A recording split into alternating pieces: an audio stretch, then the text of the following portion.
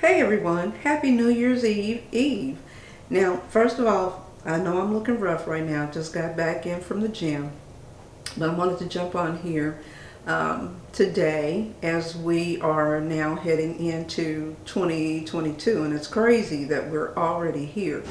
But I just wanted to jump on here with a little word of encouragement as we head into this new year. I know this is a time of year where we will often start looking at setting some new goals and some new challenges for ourselves.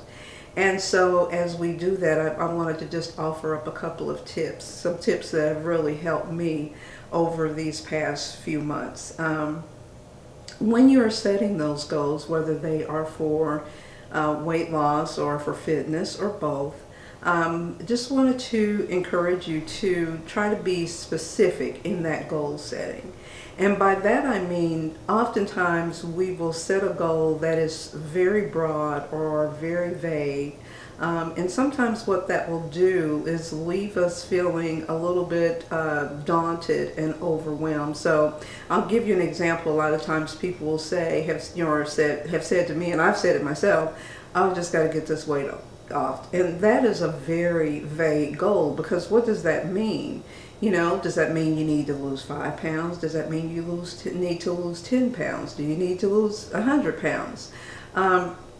So you first need to be very specific about what that goal is.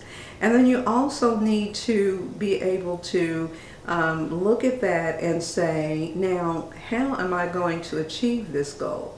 So let's say you've got 50 pounds to lose. Again, that can seem very daunting. But if you do something very simple, like break those down into maybe 5 or 10 pound increments. So maybe you say, okay, by the starting at the beginning of the month, and you say, by the end of the month, I want to lose at least 4 to 5 pounds. That's a very doable and realistic goal when you're on it. When your nutrition and everything is right. That's a very doable goal.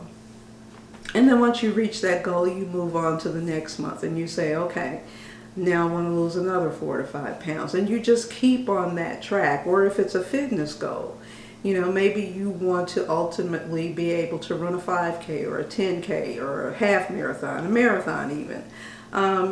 What you need to do is you need to set out very small goals. And if you have been sedentary, that goal may simply to be able to begin walking for 10-15 minutes a day, and then maybe up to 30 minutes, and then maybe you begin walking and switching off between walking and jogging. And if you set a plan and a goal to meet that, and if you stay the course for that, you will achieve the goal of being able to run that 5K or 10K. But if you go into it with, I want to run a 5K, and you go out the door and you just think you're going to run that 5K, day one, you're going to, set yourself up for possible failure. So again, I just really wanted to come on here and give a word of encouragement, just give some tips that have worked for me along my journey over these past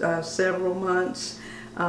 It's really helped me to stay the course as I set small, achievable goals, and as I saw myself achieving those goals, it really helped propel me forward to the next month. And so what I did this time, just to let you guys know, was just really doing things like, of course, staying the course with my workouts, and definitely staying the course with my nutrition, and that has been the biggest change for me. But also in having these small goals that I could look at and say, check, I achieved that, check. Sometimes it was as small as half a pound down. That was progress, and I looked at each of those little achievements as progress, instead of looking at it like, yeah, that was only half a pound. No, that was half a pound, and even in that half a pound, I celebrated that. I also had fitness goals, so excuse me. You know, each time I could do an additional pull-up, or I could do an additional push-up. I saw that as progress, even if it was just one additional that I could do, because that told me I'm making progress, I'm getting stronger, I'm getting more fit. And so that, I just wanted to share that today because that's something that has really worked for me. And finally, I want to just kind of leave you with a quote that I really love, and that is, if you plan to fail, you fail to plan. No, I said that wrong. Beep. Blooper. If you fail to plan, you plan to fail. Yeah, that's right.